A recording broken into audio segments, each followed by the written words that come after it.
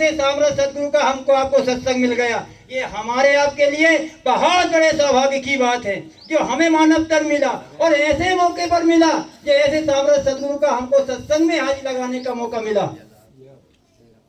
माता बहनों, भाइयों, बुजुर्गों, ये हमारे आपके लिए बेहद सौभाग्य की बात है। इससे बड़ी बात हमारे लिए क्या हो सकती है कि हमारे लिए सत्संग मिल गया। और कई भाग्यशाली यहाँ पुण्य आत्माएं तो ऐसी हैं, सत्संग ही नहीं उस सामर्थ सदगुरु का दर्शन भी मिल गया और दर्शन मिलने के बाद में उन्होंने दया मेहर करके हमें नाम की अमोलक दौलत दे दी। अब बताइए ये नाम की अमोलक दौलत ये हम आप लोगों को गुरु महाराज ने यूं ही फेंक दी है क्योंकि वो दयाल देश के हैं और बड़े भंडारी हैं। इनसे बड़े भंडारी कौन हो सकते हैं जो ऐसे ही हमारे आपके लिए फेंक दी है। वो तो इस नाम रूपी धन की तो कीमत बलक बुखारे के बादशाह के दृष्टांत को सुनने से पता पड़ती है कि भाई उसको कितनी तरह से मेहनत मशक्कत करना पड़ी। इतने बड़े देश का राजा और गुरु की सेवा में गया और 6 साल हो गई तब भी वो नहीं पका। सेवा करते करते 12 साल लगे उसको सेवा करने में और गुरु आदेश में जितनी भी सेवाएं थी छोटी से लगाकर बड़ी तक सारी सेवाओं को वो करने लगा और करते करते उसको 12 साल सेवा करते हो गए। तब गुरु ने दया मेहर करके उसको ये दौलत दी। भाइयों बहनों, हमको यूं ही फेंक दिया, इसकी कीमत का अंदाजा हमको आपको नहीं लग रहा है। ये जीवन उस परमात्मा ने दिया है तो ठीक है, कई बार मिला होगा, लेकिन अब की बार ऐसा मौका लगा कि उस परम पिता ने सामर्थ सदगुरु का रूप धर के और हमें नाम की अमोलक दौलत दे दी। हम आप लोग देखते हैं बच्चा स्कूल में पढ़ता है तो 5 किताब का सब्जेक्ट होता है। अगर किसी कारण से कोई विषय में कोई कमजोरी कोई मेहनत में कमी रह जाती है तो वो बच्चा स्कूल में एक किताब में फेल हो जाता है तो थोड़ी सी मेहनत में महीने 6 महीने की मेहनत की परिश्रम करके और वो अगली कक्षा में बैठकर पढ़ाई करके और वो परीक्षा पास करके वो उसका साल बर्बाद नहीं होता है और वो पास हो जाता है। तो 4 उपलब्धियां हम हासिल कर चुके हैं।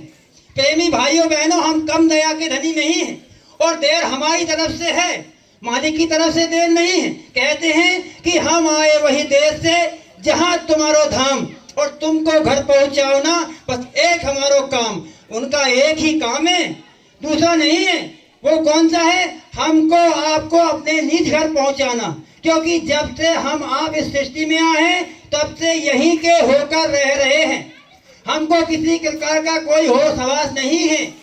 हमको ये पता नहीं है कि ये हमारा शरीर चल रहा है, ये किस तरह से चल रहा है। ऐसी कौन सी मशीन, कौन सा उपकरण हमारे अंदर लगाया हुआ है उस त्रिलोकी प्रभु ने कि जिसके माध्यम से हम चल रहे हैं।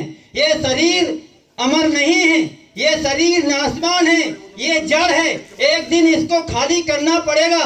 लेकिन हमको आपको ये सत्संग के बल से, सत्संग के बार बार हाजिर लगाने से, मालिक के वचन वाणियों को सुनने से इस मानव जीवन की व्याख्या, ये सारा सार शब्द हमको किस तरह से जीवन जीना है, किस तरह से खाना पीना है, किस तरह से अपनों के प्रति हमारा कर्तव्य है, तो हमारा कर्म क्या है, हमारा धर्म क्या है, हमारा कर्तव्य क्या है, ये सब तीनों आदेश निर्देश हम गुरु के आदेश निर्देश में रह करके सत्संग में बार बार हाजिर लगाने से हम आप लोग उनका निर्वहन कर सकते हैं। और हम आप सोचें कि हम सत्संग में 1-2 बार साल में चले जाएंगे तो हमारा आपका उसमें अंतर पड़ने वाला नहीं है। इसीलिए गुरु महाराज ने, सामर्थ सदगुरु ने हमको आपको कहा है, आदेश दिया है कि हम आपको ये नाम का धन देते हैं। ऐसा नहीं है हमको आपको समझाया नहीं है, हमको समझाया है, चिताया है, बताया है अच्छी तरह से। जब स्कूल में हम शुरुआत में शब्द में जाते हैं तो बच्चे को मास्टर बड़े प्यार से रखता है, किसी प्रकार की कोई डांट पाट नहीं। जैसे माँ बाप उससे व्यवहार करते हैं इस तरह से वो मास्टर करता है। अगर मान लो शुरू के दिन अगर गया और मास्टर ने डंडा मार दिया तो दोबारा से वो स्कूल का मुंह नहीं देखेगा। इसीलिए गुरु महाराज ने पहले सत्संग नहीं सुनाया, हमको नाम का धन दिया और नाम का धन देने के बाद में उन्होंने कहा कि जब तक हमने आपको नाम नहीं दिया था, आपने सत्संग सुना था, लेकिन सब कुछ ये 3-4 उपलब्धियां हैं, हम भी आप पर भरोसा करते हैं। भाई इतनी बड़ी दौलत अगर कोई किसी पर भरोसा होता है तभी देता है, और यदि भरोसा नहीं होता तो वो नहीं दे पाता। आमतौर पर यदि हम आप लोग देखें, यदि किसी को कोई ज्यादा बड़ी रकम चाहिए और मजबूरी है, कोई पहचान वाला हो, अगर